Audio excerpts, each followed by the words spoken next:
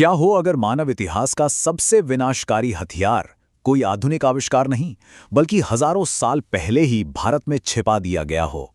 एक ऐसा नाम जिसे सुनते ही आज भी खौफ पैदा होता है, ब्रह्मास्त्र। इस विस्तृत विश्लेषण में हम सामूहिक विनाश के इस प्राचीन अस्त्र और इसके पीछे के उस भयानक सच को उजागर करने वाले हैं जो शायद किसी भी डरावनी कहानी से ज्यादा खौफनाक है। जरा कल्पना कीजिए, जिस परमाणु तबाही का डर आज पूरी दुनिया को सता रहा है, क्या उसका पूरा का पूरा ब्लूप्रिंट हमारे प्राचीन ग्रंथों में पहले से ही दर्ज है? ये सिर्फ कोई साधारण मिथक या कहानियां नहीं हैं। इसके पीछे की जो असली सच्चाई है ना, वो इतनी डार्क है कि उस पर यकीन करना मुश्किल हो जाता है।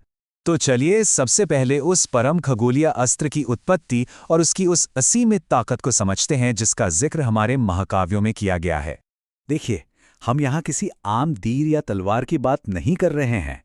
ब्रह्मास्त्र और इसका सबसे घातक रूप यानी ब्रह्मशिरास्त्र, ये भगवान ब्रह्मा द्वारा बनाए गए ऐसे अस्त्र हैं जिनकी ताकत भगवान के स्तर की है। सबसे डरावनी बात जानते हैं क्या है? ग्रंथों के अनुसार ये अस्त्र किसी भी इंसान या चीज को सिर्फ मारते नहीं हैं, बल्कि उसके अस्तित्व को ही मिटा देते हैं, अतीत, वर्तमान और भविष्य से। मतलब जो था ही नहीं वो कभी होगा भी नहीं। अब इस अस्त्र से होने वाले पूर्ण विनाश के परिणाम सुनिए। आग के धधकते हुए विशाल गोले, भयानक गड़गड़ाहट, नदियां जो पूरी तरह से भाप बनकर उड़ जाती हैं, और सबसे रोंगटे खड़े कर देने वाली बात, जहां ये अस्त्र गिरता है वहां घास का एक तिनका भी दोबारा नहीं उग सकता। ग्रंथों में 12 ब्रह्मा वर्षों के अकाल का जिक्र है, जो करीब 37 ट्रिलियन मानव वर्षों के बराबर है। सच कहूं तो ये सब सुनकर ऐसा लगता है जैसे हम किसी प्राचीन महाकाव्य को नहीं, बल्कि किसी आधुनिक परमाणु हमले के बाद के खौफनाक मंजर को पढ़ रहे हों। और इस महाविनाश का नतीजा 1,66,20,000 मौतें। जी हां, ये कोई अंदाजा नहीं है। महाभारत में सत्यवादी युधिष्ठिर ने कुरुक्षेत्र के युद्ध में मरने वालों का बिल्कुल यही सटीक आंकड़ा दिया था। एक ऐसा सर्वनाश जिसके बाद पूरी सभ्यता में महज 24,000 के करीब लोग ही जिंदा बचे थे। ये पूरा पागलपन अपने चरम पर तब पहुंचता है जब ये दो परम अस्त्र आमने सामने आ जाते हैं। एक तरफ प्रतिशोध की आग में जलते हुए अश्वत्थामा ने ब्रह्मास्त्र छोड़ दिया, और दूसरी तरफ उसे रोकने के लिए अर्जुन ने भी अपना अस्त्र निकाल लिया। जरा उस पल को महसूस कीजिए। पूरी दुनिया खत्म होने की कगार पर थी। तब ब्रह्मांड को बचाने के लिए ऋषि नारद और व्यास को बीच में आना पड़ा। अर्जुन ने तो अपना अस्त्र वापस ले लिया, लेकिन अश्वत्थामा ने एक ऐसा खौफनाक और अक्षम्य फैसला लिया जिसने सब कुछ बदल कर रख दिया। उसने उस अस्त्र को सीधे उत्तरा के गर्भ की ओर मोड़ दिया। इस कायरता के लिए उसे जो सजा मिली वो मौत से भी कहीं ज्यादा भयानक थी।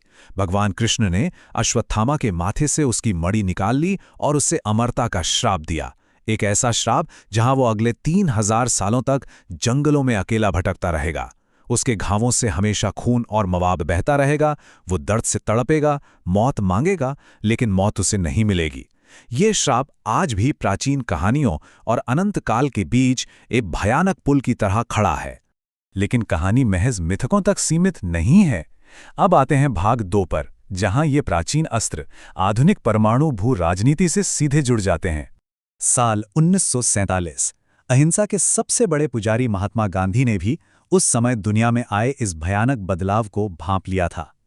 उन्होंने कहा था, ये परमाणु बम का युग है। ये इस बात का एक खौफनाक एहसास था कि दुनिया अब सामूहिक विनाश के एक नए युग में कदम रख चुकी है, जहां इंसान के पास पूरी दुनिया को खत्म करने की ताकत आ गई है।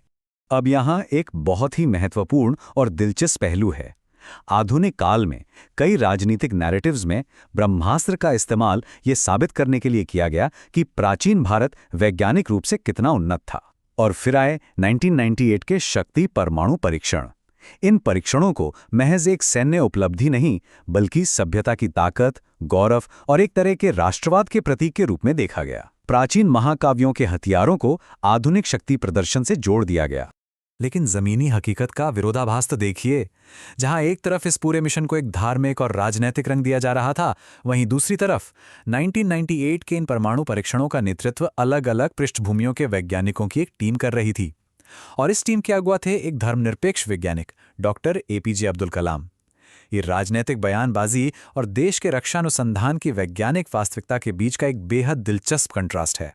और अब भाग 3, जहां ये प्राचीन डर और भू राजनीतिक चिंताएं सिनेमा के पर्दे पर एक विशाल विज्ञान कथा का रूप ले लेती हैं। ये देखना वाकई शानदार है कि कैसे कल्कि 2998 एडी जैसी फिल्में इस पौराणिक भविष्यवाणी को एक डाइस्टोपियन भविष्य में बदल देती हैं। प्राचीन मिथक में जो अश्वत्थामा 3000 साल का श्राप भुगत रहा था, वो सिनेमा में 6000 साल से अपनी मुक्ति का इंतजार कर रहा है। पवित्र गंगा अब पूरी तरह से सूख चुकी है।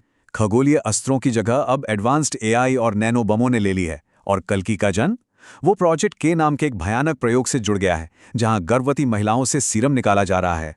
इस भविष्य की दुनिया का सबसे बड़ा और खौफनाक विलन है सुप्रीम यास्किन।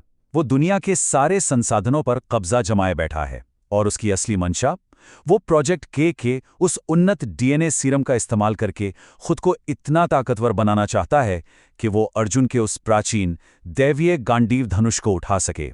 ये प्राचीन शक्तियों और भविष्य की तकनीक का सबसे डरावना मिलन है। लेकिन ठहरिए, अगर आपको लगता है कि कहानी यहां खत्म हो गई है तो आप गलत हैं। सच तो ये है कि युगों का वो असली चक्रीय युद्ध वो तो अभी ठीक से शुरू भी नहीं हुआ है, क्योंकि हजारों सालों से सोई हुई वो प्राचीन और शापित शक्तियां अब पूरी तरह से जाग चुकी हैं। और यही वजह है कि आज हर कोई इन रहस्यों के बारे में बात कर रहा है। लोग लगातार सवाल पूछ रहे हैं, क्या ब्रह्मास्त्र वाकई दुनिया के पहले परमाणु बम थे? 6000 सालों तक छिपा हुआ रहस्य आखिर क्या है? कैसे देवताओं का ये सबसे घातक अस्त्र और अश्वत्थामा का श्राप ओपेनहाइमर की कहानी से भी कहीं ज्यादा डरावना और खतरनाक है? प्राचीन काल की गहराइयों से लेकर कल्कि सिनेमैटिक यूनिवर्स के भविष्य तक ब्रह्मास्त्र की असली कहानी सच में हमारी सोच से कहीं ज्यादा डरावनी है। तो अब आप लोगों की बारी है। नीचे कमेंट करके हमें जरूर बताएं, क्या आपको लगता है कि ब्रह्मास्त्र की ये प्राचीन कथाएं असल में परमाणु हथियारों की ही शुरुआती परिकल्पनाएं थीं? और कल्कि यूनिवर्स के अगले चैप्टर को लेकर आपकी क्या थ्योरीज हैं? कमेंट्स में चर्चा करते हैं और ऐसे ही शानदार विश्लेषणों के लिए हमारे साथ बने रहें।